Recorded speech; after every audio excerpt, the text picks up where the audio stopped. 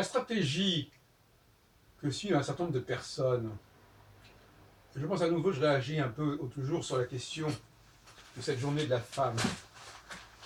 La stratégie qui est sous-jacente, mais qui n'est pas dite, qui n'est pas reconnue, mais qui est à l'arrière-plan, c'est une stratégie d'ailleurs qui avait parfaitement définie Hannah Arendt avec son théorie de l'intestat, c'est que, en fait, on ne sait pas, on est divisé sur le passé. On ne sait pas ce qui s'est passé, on est divisé sur le passé, les choses ont été comme ceci, comme cela, bref, le passé divise. Pour toutes sortes de raisons, intellectuellement parce qu'on n'arrive pas à le définir, politiquement parce qu'il y a eu des choses qu'on ne veut plus reproduire, etc., etc. En revanche, le futur rassemble. Donc, faisons abstraction du passé, laissons de côté le passé, il n'a rien à nous apprendre finalement, sinon des exemples à ne pas suivre. Et donc, polarisons-nous sur le futur, parce que le futur, bien évidemment, ça se construit, ça s'imagine, ça s'invente, et par conséquent, on va pouvoir se mettre d'accord sur une sorte d'utopie, pourvu que ce ne soit pas une dystopie. Voilà, à mon avis, la stratégie qui n'est pas dite. Bon. Donc, on cherche systématiquement à déconsidérer tout discours explicatif sur le passé, qui pourrait éventuellement avoir une fonction et une vertu classificatrice et catégorielle, parce que ça, c'est trop compliqué. Et puis, de toute façon, les catégories, on peut toujours en remettre en question, il y a toujours des exceptions, etc. Donc, les catégories, les généralités, hop, à la trappe.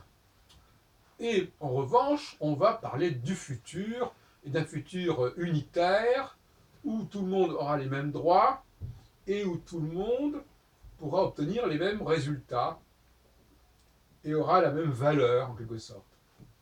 Voilà ce qu'on nous propose. Et moi, je considère que c'est complètement débile.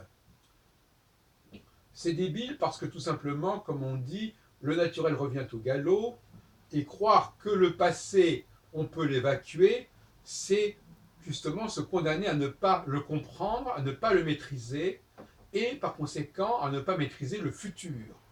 Parce que jusqu'à preuve du contraire, le passé nous informe sur le futur, tout comme le processus identitaire que nous pouvons avoir par rapport à des hommes et des femmes du groupe auquel nous appartenons et qui ont vécu dans le passé, nous prépare notre futur. Donc, si personne n'a de passé, personne n'a de futur. Ou plus exactement, il y a une sorte de futur très bas qui ne va pas résister très longtemps à l'épreuve des faits, n'est-ce pas? Parce que on sait très bien en pratique, derrière ce déni et ce mimétisme fascinateur qui va ensemble, c'est-à-dire qu'on dénie, mais en réalité, on voudrait que tout le monde ait le statut masculin, n'est-ce pas? Donc on dénie l'existence de la femme en tant que telle. Bon, tout ça, ça ne tient pas, et tout observateur raisonnable le sait très bien, et toutes les femmes le savent très bien, mais elles ne veulent pas le reconnaître. Bon, donc elles sont dans le déni, elles sont dans une jubilation du déni et de la fascination, parce qu'en réalité, le modèle qu'on nous propose, alors il y a deux solutions, et c'est là qui est très très amusant. Soit on propose un modèle masculin, et ça c'est ce qu'on propose, mais en réalité, ce qu'on impose, c'est un modèle féminin. Voyez-vous, il y a une espèce de complémentarité là qui est assez géniale. On nous propose un modèle masculin, mais on sait très bien que dans le mode de fonctionnement social, au niveau des valeurs, au niveau de l'économie, au niveau de la théorie des échanges, tout ça, c'est de l'ordre de la philosophie féminine. Et je n'ai pas peur de dire qu'il y a une philosophie féminine et une philosophie masculine. Il n'y a pas une philosophie unisexe. Voilà, donc tout ça, il faut le combattre absolument, mais il est évident que c'est ce qui est en jeu, et c'est ce qu'on essaye de nous faire croire et de nous faire avaler, à savoir qu'il n'y a rien à comprendre du passé, il n'y a aucune leçon à tirer du passé, si ce n'est une leçon de choses qu'il ne faut pas suivre, mais par contre, en ce qui concerne ce qu'il faut suivre, il n'y a rien à apprendre. Voilà ce qu'on veut nous mettre dans la tête.